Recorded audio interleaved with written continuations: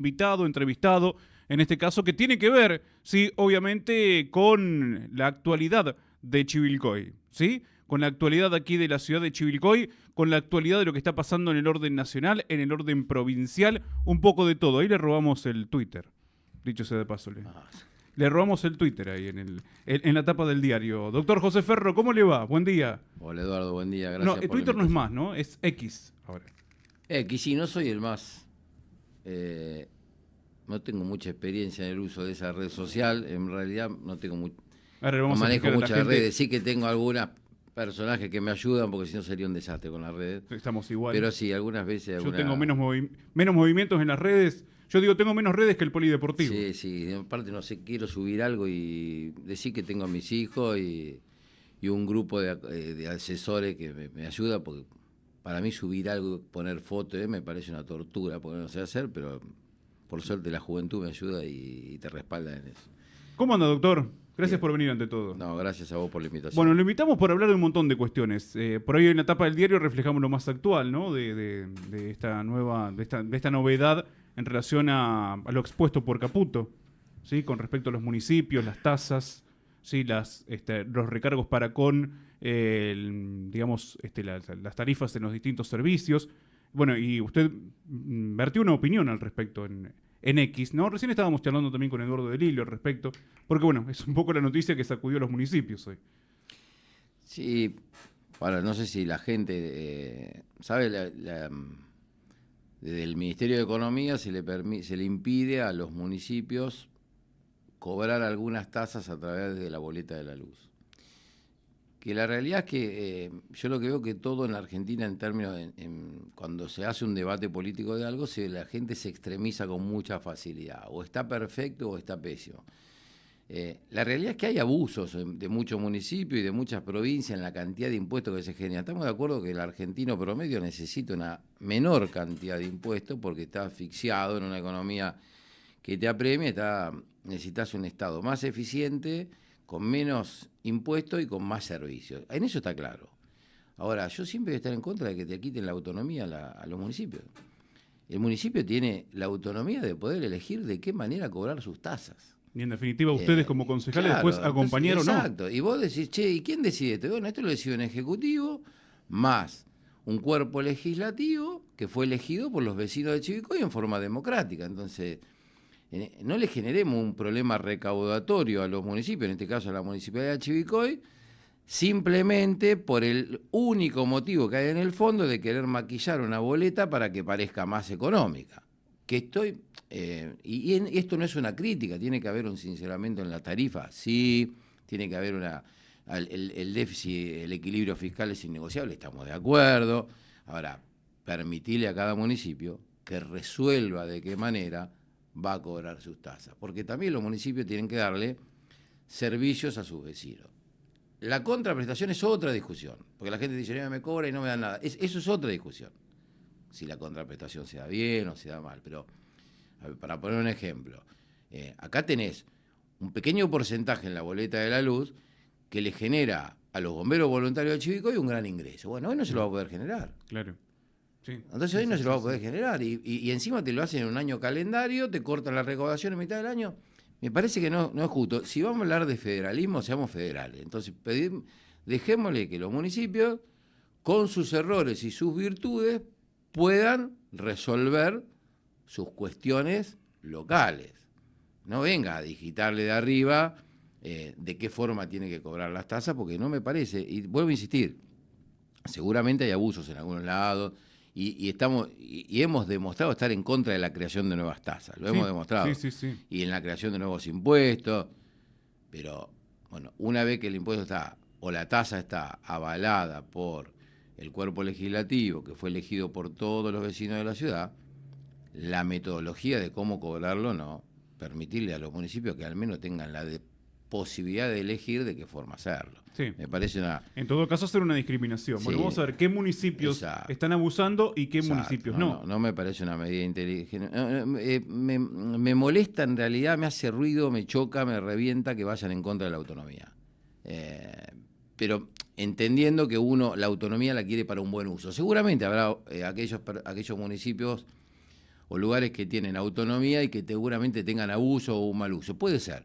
Pero los que tienen una buena intencionalidad, y dejanos porque también nosotros acá tenemos nuestro pequeño pago chico que necesitamos resolver nuestras cuestiones, necesitamos tener nuestra recaudación, necesitamos tener nuestra logística para poder darle solución a la gente. Entonces, dejanos. Si nos equivocamos, bueno, en la fiscal impositiva siguiente habrá un debate y algunos se opondrán y otros no, encima en un consejo como tenemos acá que tiene una pluralidad absoluta.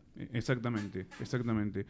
Hablando de Consejo Deliberante, doctor, bueno, se aprobaron un par de proyectos de ordenanza que fueron presentados, ¿sí?, por el doctor José Ferro, lo hemos charlado aquí de manera virtual principalmente. Bueno, entre ellos, por ejemplo, cuestión tránsito, ¿no? Y ya se empezaron a sacar, digamos, o se empezó a sacar todo el material plástico de las ciclovías. O sea, ahí debería funcionar ahora la bicisenda.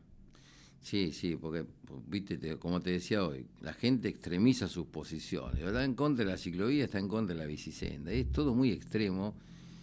Y como a veces en las notas periodísticas tenés pocos minutos para poder expresarte y para poder contar bien, y lo que se busca es un título de alto impacto, la gente se extremiza, ¿viste? Está en contra de la bicisenda. Nadie está en contra de la bicisenda es necesaria.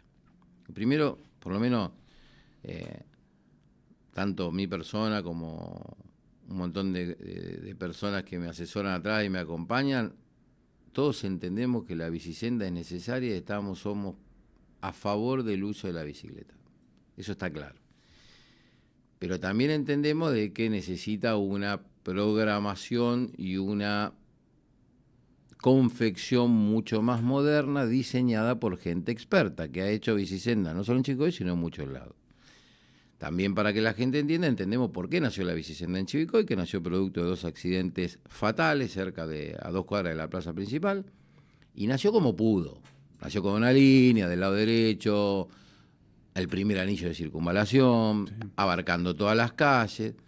Bueno, hoy con el tiempo empezás a ver, decir, che, primero, ¿es necesario que utilice todas las calles o podemos hacer circuitos como se hacen en el resto de la mayoría de las ciudades del mundo?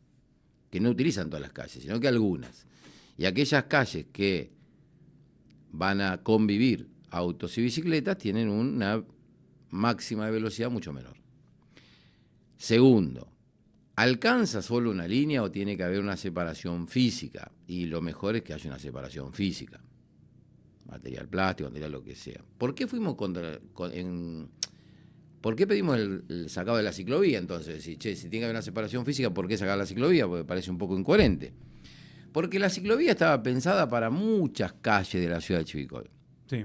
Involucraba desde las que estaba, involucraban fácilmente 9, 18, alrededor de 100 cuadras, si no me quedo corto, como primera etapa.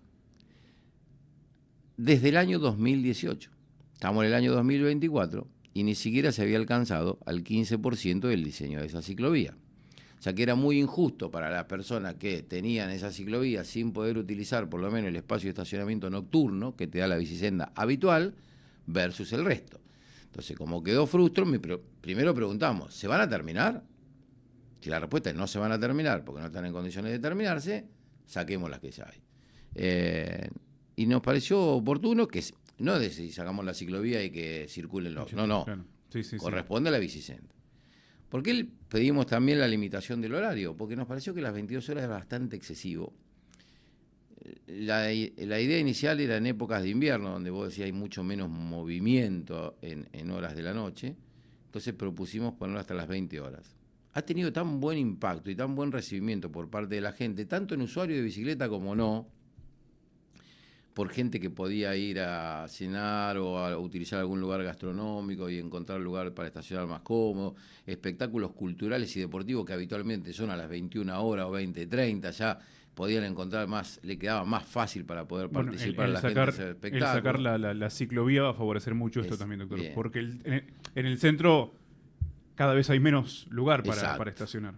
Entonces fuimos por eso, nos pareció, ahora nos queda como trabajo, pero bueno, nosotros desde el legislativo, calculá que yo soy un monobloque, si bien hay mucha gente que me asesora y me acompaña de atrás, intentamos proponer cosas factibles de poder realizar. No intentamos proponer cosas para el título del diario y que quede, viste, una comisiones que después no sirve, sino algo sencillo pero que cambie un chiquitín para mejor. Pues creemos que para mejor, para otros a lo mejor, entiendo, porque no todo el mundo está de acuerdo, a algunos les gustaba la ciclovía y está bien, pero creemos que es para mejor los cambios que proponemos y que sean fáciles de aplicar por parte del Ejecutivo. En eso vamos, como en esos pequeños cambios. Muchos tienen que ver con tránsito, muchos tienen que ver con recuperar una esencia del embellecimiento chivilcoyano que nos parece que está que ha tomado un rumbo bastante gris, o sea, una ciudad que necesita volver a ponerse en valor poco a poco. Y bueno, y vamos con medidas que puedan ser aplicadas. Ahora me decís, che, ¿cuál es el objetivo de Máxima? El objetivo de Máxima es tener una bicicenda moderna, doble mano, diferenciada por un separador físico, que no abarque todas las calles y que empecemos a hablar fuera del anillo de la circunvalación, de la primera, porque pareciera que la bicicenda está limitada al primer anillo de la circunvalación cuando la ciudad ha crecido enormemente afuera de la primera y segundo anillo de circunvalación. O sea, la verdad que la cantidad de bicicletas que hay en el acceso a Avenida de Tomaso es impresionante y ya debería tener un lugar para que transiten en forma de bicicleta con mucho más seguro, o por lo menos tenerlo pensado. Si estamos pensando, y fuimos a hablar el otro día con un urbanista para hablar de parques lineales en todo lo que es el acceso a la Avenida de Tomaso, pero es muy difícil que uno lo proponga desde el legislativo, porque uno eso lo puede proponer, pero para llevarlo a cabo tenés que tener la vocación política y tener dividido por etapas cómo lo podés intervenir de querer hacerlo. Entonces, sería como, tenemos una idea, vamos a tratar de trabajar, de mostrarle a la gente en imágenes lo que tenemos idea de cómo cambiar algunas cosas, pero bueno, la nueva bicicenda debe incorporar los nuevos sectores de la ciudad, porque pareciera que la bicicenda está en el primer anillo de circunvalación y ahí ha quedado. Y la ciudad se ha extendido notablemente. Entonces, seamos serios, convoquemos a alguien que sepa y veamos la forma de poder desarrollar entre todos un tránsito más seguro. El otro día lo decían en la comisión del Consejo, lo que nos pasa a nosotros es tener asesores técnicamente probos en cada cosa. Cuando vos le agregás idoneidad a cada tema, seguramente todo sale más sencillo. Ahora, si lo queremos hacer nosotros por lo que nos parece, y vamos a cometer muchos errores. O sea, el horario de la bicicenda ya va a quedar fijo. Queda fijo. ¿De 8 es o de 7 a 20? De 7 a 20. De 7 a 20. ¿Por qué? Porque los colegios muchos empiezan a las 7 de la mañana y ya tenemos muchos chicos circulando en bici de temprano. Perfecto. Sí, el tema de la bicicenda hay que eficientizarla. Hay algunos lugares donde ya directamente no hay ni siquiera separación. Ya ni la raya está. Se ha borrado. Pero bueno, la cuestión es, ¿sirven esas calles? ¿No sirve? ¿Sí? Hay que proponer otras calles que lleguen a establecimientos educativos, etcétera. Hay que buscarle una vuelta, ¿no? Sí, la gente que sabe de esto, lo primero que te hacen es decir, bueno, busquemos los traslados en bicicleta más comunes. ¿Qué hay que unir? Bueno, hay que unir el centro de salud, hay que unir los centros educativos, hay que unir los centros deportivos. Eso es lo que hay que unir. Bien, ahora después decir, para unir todo esto, ¿utilizo todas las calles o utilizo circuitos? Y algunas van a ser compartidas, otras no, otras diciendo pura. Pero primero tenés que saber qué es lo que tenés que unir. ¿Y dónde está localizada la gente? Y hoy antes teníamos un Chivilcoy que estaba limitado entre una primera y segundo anillo de circunvalación. Hoy lo tenemos mucho más esparcido, mucho más heterogéneo en su crecimiento, que necesita justamente una mirada mucho más integral y fundamentalmente de gente experta. Te vuelvo a repetir, Eduardo, con la gente que nosotros hablamos, gente que ha desarrollado bicicenda, no en una ciudad, sino en decenas de ciudades, con lo cual diagramar esto le queda mucho más sencillo y vamos a cometer mucho menos errores, mucho menos errores. Bueno, hasta ahora las propuestas en tránsito mayormente fueron prosperando. Vamos a ir insistiendo con algunas de ellas. Sí, como te decía, hoy tenemos... ¿Qué otra cuestión, por ejemplo, ha quedado ahí pendiente en materia de tránsito, no? Porque el flexible se colocó, bueno, ahora el tema de las bicisendas, el horario... Yo soy un convencido de que el reductor de velocidad hay que conseguirle alguna alternativa. Pero esto es una opinión mía que tampoco puedo... como acá venderme como el cráneo o el inteligente si no tengo una propuesta superadora. Me parece que el reductor de velocidad colocado en muchos lados lo que hace es cambiar el accidente de esquina. Si vos mirás el nivel de accidentología en forma global, o sea, en números totales, sigue siendo muy parecido antes que después de los reductores de velocidad. Lo que cambia son los lugares donde se generan. Fundamentalmente en algunos accesos. La realidad es que la enorme cantidad de loma de burro en Avenida de Tomaso me parece un gran incordio para la gente que vive ahí y fundamentalmente en ocasión de emergencia, tanto para bomberos como ambulancia, agarrar por ahí con ese acceso te retrasa mucho y cualquiera que esté involucrado en salud sabe de la importancia de los primeros minutos en algunas cuestiones médicas de urgencia. Ahora, ¿eso quiere decir que convertimos los accesos en una pista de automovilismo o de moto? No, de ninguna manera. Entonces, ahí necesitamos la creatividad y la innovación. La semaforización es una forma y la aplicación de fotomultas es otra forma. Te van a decir, pero la fotomulta, la gente, y va a haber que respetar las leyes. La fotomulta te permite tener radares para velocidad y te permite tener fotos que tengas multa ante la invasión de la senda peatonal, ante la utilización del teléfono mientras se maneja. Y si la gente protesta porque ande, no te digo de poner una velocidad máxima en una avenida de 20 como que sea una cosa absolutamente recaudatoria, no, una cosa normal como dice la Ley Nacional de Tránsito, que en algunos accesos está limitado, que tiene que ser entre 60, 70 u 80, ¿no? Una velocidad razonable. Pero poder empezar a... Y los radares se respetan. Y sí, poder empezar a controlarlo y que te llegue la multa. Y sí, vamos a tener problemas con la moto y sí, las motos probablemente es más difícil ese control, porque también tenés que hay un grupo, los adolescentes que hemos sido todos adolescentes, tenemos muy poco respeto por la vida personal, Sí, o sea, tenemos sí, muy sí, poco sí, miedo, pareciera que nada nos va a pasar, y vos lo ves haciendo Willy a fondo. Willy pasando los semáforos en Sí, rojo. bueno, también uno nunca debe dejar la parte cultural. Yo creo que lo del casco fue un gran ejemplo de la campaña del casco, sostenida en el tiempo, logró que el chivilcoyano promedio utilice el casco. Algunos llevan el casco en el codo, es verdad, pero hoy cada vez más gente utiliza el casco. Sí, Entonces sí, eso ha verdad. sido bueno. ¿Y cómo se hizo? Culturizando, pregonando.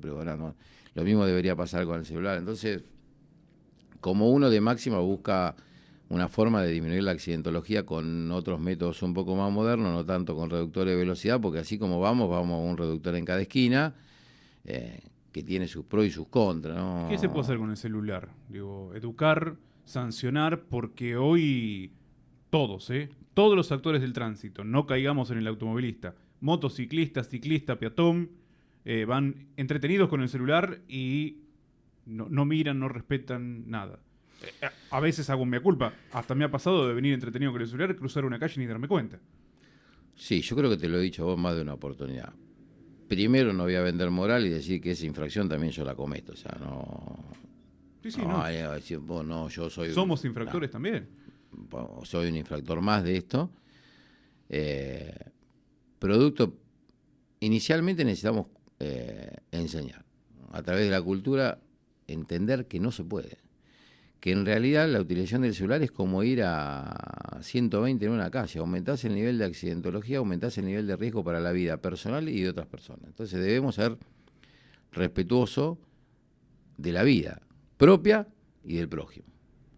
Aunque parezca qué exagerado. No, es así. Te puedo asegurar que si no se utilizaría el celular en la conducción de ningún vehículo, llamarle moto, auto, camioneta o bicicleta, el nivel de accidentología bajaría escandalosamente. No tenemos estadística porque no se hace, pero no tengo duda que arriba del 50% de la accidentología está relacionada al uso de teléfonos móviles. Sí, la distracción. Ahora, tiene que haber una etapa de enseñanza y después claramente tiene que haber una etapa sancionatoria. Necesitas sancionar y que te saquen el registro, flaco. Y qué vigilante, y sí, que te saquen el registro. O cuidamos la vida de las personas o miramos para otro lado y nos hacemos los giles. Creo que primero hay que con el alcohol, se puede aplicar. No, y Eduardo, y en las ciudades que lo hacen la gente no usa el teléfono.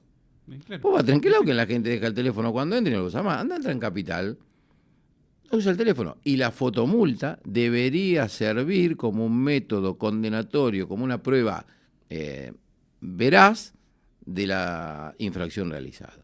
Y eso tiene que ser como multa. Y que la multa no sea solo recaudación, la multa es sacarte el registro. Que no va a tener la empatía y el compromiso para cuidar la vida de sí mismo y de las otras personas, no puede manejar. Y va a ser así. Pero te vuelvo a repetir, Sí, sí, sí, sí. me incluyo. Sí, sí. Me incluyo, Nos pero incluimos. somos hijos del rigor. Yo cuando entra a Capital, pum, deja el teléfono. No. Bueno, es como en el auto, No lo cuando usás. pisamos la ruta, cinturón de Claro, seguridad. bueno, no lo Pisamos usás. la ciudad, nos sacamos el cinturón. Y bueno, es Entonces, así. Con el tema del casco empezó a funcionar acá en siempre, Chico, y eso es verdad. entonces, en esto, echarle la culpa a la política de turno es una hipocresía de parte de uno. El tránsito es algo que lo podemos mejorar entre todos y los pequeños cambios individuales van a generar grandes cambios colectivos. Ahora, hay una etapa educativa, sí, pero después claramente debemos sancionar. Y no hay que tener miedo al poder político de turno en las sanciones. ¿Quién paga el costo político? Nadie, flaco, estás cuidando la vida de la gente. Estás cuidando la vida de la gente. Y si hay que sancionar para cuidar la vida de la gente, hay que sancionar para cuidar la vida de la gente. Y si en la avenida de Tomaso no pueden andar más de 60, no pueden andar más de 60. El que ande más de 60 tendrá que pagar multa. Tengo dos consultas finales. Una es, ¿se cumplió, digamos, lo que usted pretendía con respecto al punto limpio de la Plaza 25 de Mayo? ¿Se trasladó a la Charola Tesa? Digamos, ¿estaba dentro de lo que había propuesto en el proyecto de ordenanza? Vamos a hablar de cumplimiento de la ordenanza cuando no esté mal el punto limpio, cuando no esté mal la estructura del punto limpio en la plaza principal. Está promulgada la ordenanza y yo creo que lo primero que se hizo, que está bien, porque es lo más sencillo, fue relocalizarlo en otro lugar. Nosotros nunca habíamos hablado de un nuevo destino, habíamos hablado de varios nuevos destinos, o sea, porque esto es lo mismo. El punto limpio es una de las tareas que tiene que ver con un manejo más racional de residuos, pero no es la única.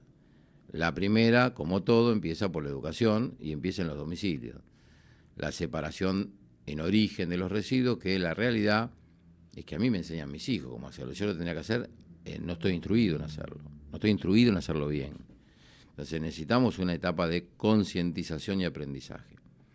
Y después probablemente no necesitemos un punto limpio, necesitamos muchos puntos limpios, donde a la gente le quede más fácil y más accesible llevar esto en forma diferenciada. Y también la recolección debe ser diferenciada. Sí, sí, sí. Entonces nosotros en el punto limpio de la plaza principal básicamente nos manejamos, primero que no se entienda como algo antiambientalista, porque estamos a favor de lo ambiental, creemos que hay ciudades para copiar, pero que todo empezó enseñándole a la gente cómo separarlo en su domicilio. Y tienen hasta días diferenciados de cómo sacan lo orgánico de lo inorgánico.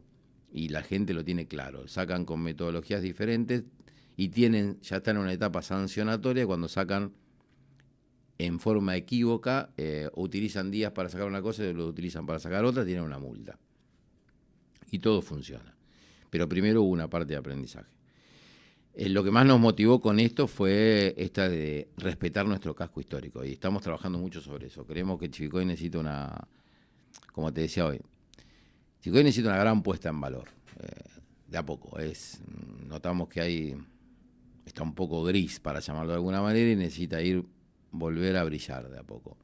Y es verdad que a veces te encontrás con que el brillo total te queda tan lejos que decís, ¿por dónde empiezo? Bueno, pero hay que empezar por algo. Aunque sea chiquito, pero tenemos que dar el puntapié inicial. Y en eso nos pareció que semejante tinglado en el medio de la plaza principal no tenía nada que ver con la esencia y la historia chivilcoyana y que no tenía razón de ser que esté ahí. Así que esperemos que, no porque estaba bien el uso, si querés estaba bien el objetivo final, pero no era el lugar ideal para estar emplazado.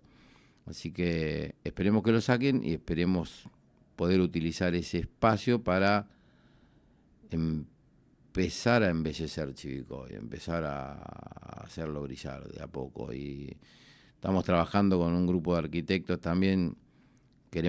Está definido qué es lo que es casco histórico o centro histórico, poder tener alguna ordenanza que tenga que ver con qué colores se pueden usar en esos frentes y qué no porque uno sea un autoritario, pero sin mantener nuestra historia chivilcoyana, ¿no? Cómo vamos a usar las veredas, qué vamos a permitir en la vereda, que sí, que no, qué coloración usar, cómo mantener las fachadas limpias en lo que es el centro histórico, definir centro histórico, por ahí abarcar un poco más de lo que está en el código actual. Estamos trabajando, y te vuelvo a repetir, todo te queda con gusto a poco, pero por algo hay que empezar. Por supuesto. Bueno, y a prepararse para el verano porque están volviendo los estorninos. Con el tema de columna. El tema de columna nosotros entendemos que hay 14.000 columnas y seguramente el paso del tiempo genera alteración estructural en todas estas, justamente alumbrado. Y lo mínimo que pedimos nosotros en su momento fue hacer un relevamiento y marcar las columnas que están en problemas, en riesgo de caída, como primera medida, en riesgo de trastorno con la electricidad, y después el embellecimiento. Si querés, el embellecimiento pasa a ser una cuestión ya terciaria, pero por lo menos identificarlas, para que la gente encuentre una identificación y tomar algunos recaudos puntuales alrededor de esas estructuras que están en cierto riesgo, para después pasar a una etapa de recambio, solución definitiva del problema. Y ahí te vuelvo a insistir, pareciera decir, 14.000 columnas, y bueno, pero para relevar 14.000 primero hay que relevar una, y después 2, y después 10, y si no, no empezamos. Y ahí por algo hay que empezar. Doctor, le hago una última pregunta, pero viene un 2 por 1, porque en realidad tiene que ver, ¿sí? Porque hemos estado charlando con usted acerca de las estructuras fijas en las veredas, en qué instancia quedó todo esto, y también sobre los estorninos, otra cuestión que planteó, y tiene que ver con nuestras veredas chivilcoyanas, ¿sí? Digo, no sé si primeramente ha presentado el proyecto relacionado a las aves y qué pasó con el tema de las veredas en cuanto a las instalaciones fijas. Con los estorninos sí, está presentado y nobleza obliga, yo mismo pedí que dejarlo en comisión para trabajar algunas cuestiones porque ahí también la gente toma partido muy rápidamente, como si querés los estorninos, querés arrancar los árboles y nada que ver. Uno quiere vivir con árboles sanos, con sombra, pero sin cagada en la vereda, si es posible. A lo mejor no es posible. Entonces mucho se vinculó eso con el problema del Banco Provincia. En el Banco Provincia la verdad que habría que haber aprovechado esa situación puntual del Banco Provincia para que la entidad bancaria reponga árboles de otras características. ¿Qué quiero decir con esto? Tenemos asesores acá muy conocidos y muy bien instruidos en nuestra ciudad, vecinos de nuestra ciudad, que saben cuáles son las especies de árboles para el espacio público, las más aptas. Y también tenés viveros que te venden los árboles ya con copa y con sombra incluida. Entonces fue una pena no haberle hecho poner especies ya más desarrolladas donde uno tenga un gran impacto visual y ya de sombra y con respecto a la temperatura cuando venga el verano. Que se puede hacer. Si hay viveros que tienen tamaños de árboles mucho más desarrollados, tanto en diámetro como en copa y como en hojas ya puestas. Eso por un lado.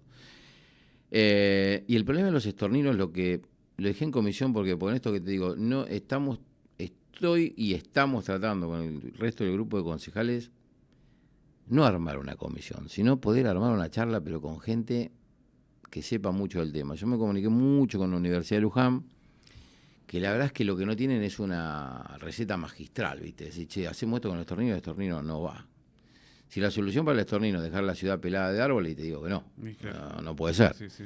Entonces, lo que estamos tratando de hacer y por lo cual está un poco frenado es porque, como te decía hoy, nos gusta proponer o presentar alguna ordenanza que tenga aplicabilidad, fácil de aplicación y que tenga su forma de medir si fue bueno o malo el resultado.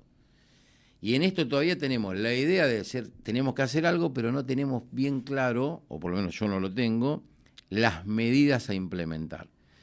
¿Qué estamos buscando ahí? Una reunión con gente de distintas áreas, a ver si podemos consensuar un tipo de medidas para al menos para poder hacer una prueba. Entonces, se está trabajando en eso. Nos cuesta encontrar, esto se hizo un estudio muy grande en la Universidad de Luján, en una ciudad San Andrés de Giles, creo. Y bueno, llegaron hasta el recambio del arbolado, cambiaron plátanos por jacarandá, pero después hicieron un montón de pruebas que tienen que ver con iluminación de los árboles, generación de ruido, puesta de bandera, con resultados poco probables. Pero bueno, yo me contacté con esas personas y bueno, estamos tratando todos los bloques en conjunto de poder hacer una reunión, a ver qué podemos sacar, al menos para poder probar, para ver si la metodología funciona o no y en algún área puntual. Eso con respecto al estornino. Y con el otro me dijiste... De las estructuras en las veredas. Las estructuras en las veredas hay dos proyectos. Uno, que presentamos nosotros, que era Era el cumplimiento de la ordenanza vigente que no permite la estructura fija en las veredas. Hay una ordenanza, no de ahora, sino de hace muchos años atrás, donde no estaba prohibido, donde no estaba permitido fijar estructuras. Después eso se combinó con un proyecto impulsado por el oficialismo que tiene que ver con regular un poco el uso de las veredas bajo ciertas normas. Entonces, estamos trabajando en una normativa nueva.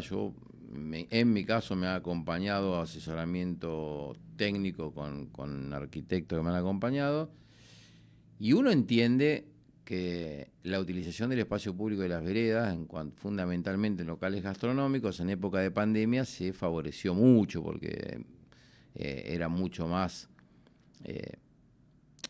favorable o de mucho mayor cuidado para no contraer COVID estar en lugares abiertos que en lugares cerrados. Entonces se empezó a usar mucho las veredas. En este uso de las veredas vemos que se han ido utilizando al principio, cuando yo era chico o adolescente, las veredas se utilizaban con sillas y mesas que se ponían y se sacaban. Claro, sí. Y en lo sumo algunos tenían sombrillas. Sí. Pero bueno, se han ido poniendo mucha estructura fija, y algunas estructuras fijas han ido tomando una dimensión considerable, desde techados, con distinto material, con frenar y no poder abrir la puerta porque tiene una estructura fija al lado, y cada uno, con su intencionalidad de darle una mejor atención al cliente, ha ido invadiendo la vereda de a poco como le parece. Y ahí es donde nos parece que de ninguna manera es ir en contra de la utilización del espacio por los gastronómicos, para nada. Queremos que trabajen, pero que trabajen con cierta normativa. Así, ¿de qué forma usarlo? Usémoslo todo parecido, mantengamos el embellecimiento de la ciudad, qué dejamos fijo y qué no. Y lo primero que hay que entender es, la vereda, primer objetivo primordial es el paso del peatón. Incluso tener en cuenta las personas con discapacidad. Las personas, hoy me contaba una señora con un bebé, hay lugares que no les cuesta pasar con el changuito. Claro, sí. Entonces, sí. Primer objetivo de la vereda es la accesibilidad y el tránsito peatonal, tanto de vecinos con discapacidad como no. Primer punto. Con lo cual, ya te diré que todos van a tener que tener una sola fila de mesas y sillas. De la línea municipal va a tener que haber 1,70 m, 1,80 m de espacio libre para el paso de la gente. Y eso es innegociable.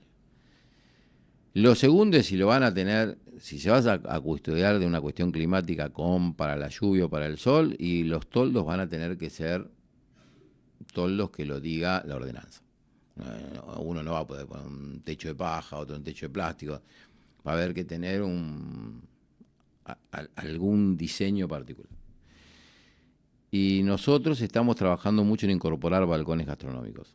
O sea, balcones gastronómicos es, no en todos lados, porque no toda la ciudad es la misma, permitir invadir un pedazo de calle para poder ampliar el lugar gastronómico, y que la demarcación también esté dado por una opción que te lo dé la misma ordenanza. No es que cada uno va a poder cerrar con un plástico, otro con una palmera y otro con una reja, no.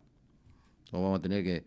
Y ese diseño debe venir de gente técnica, no en este caso de José Ferro, que es médico, no, tiene que venir de gente técnica que quede lindo, bien separado, embellecido, y que la gente lo pueda usar. Y que la vereda pueda uno circular sin ningún tipo de obstáculo en el medio. Hay mucho consenso, estamos todos de acuerdo dentro del Consejo. Lo que te vuelvo a repetir, que es lo que más, no que se está trabando, lo que uno quiere hacer es algo que no tengas que volver atrás, hay que revisar, porque lo que justamente estamos preguntando es gente que sepa. Claro. Que los diseños y las cuestiones técnicas nos los den gente que sepa del caso. Nosotros lo que decimos es que nos den diseño, nosotros vamos a optar por cuál es aplicable y cuál no. Pero está claro que accesibilidad tiene que estar, y después, por una cuestión de prolijidad de la ciudad, algunas normativas van a tener que manejarse todos en forma parecida. Y en algunos lugares, como te decía, el centro histórico, iba a haber que mantener algunas características. Esto lo hizo San Antonio de Areco, ¿no? San Antonio de Areco mantiene un casco histórico que no lo puede ni tocar. Y tiene su beneficio porque se convirtió en una ciudad turística. No digo que nosotros lo hacemos, pero podemos empezar a decir, bueno, la colorimetría que se va a utilizar en determinados lugares y van a tener que optarle y te lo va a tener que dar, en este caso, la administración municipal de turno. Doctor José Ferro, muchas gracias por haber venido a charlar No. con nosotros hoy en vivo y en directo aquí. Gracias a vos, Edu. Que Muchas siga gracias. muy bien, muchas gracias. El doctor José Ferro, concejal de Chivilcoy, aquí con nosotros en la mañana del centro. Hacemos una nueva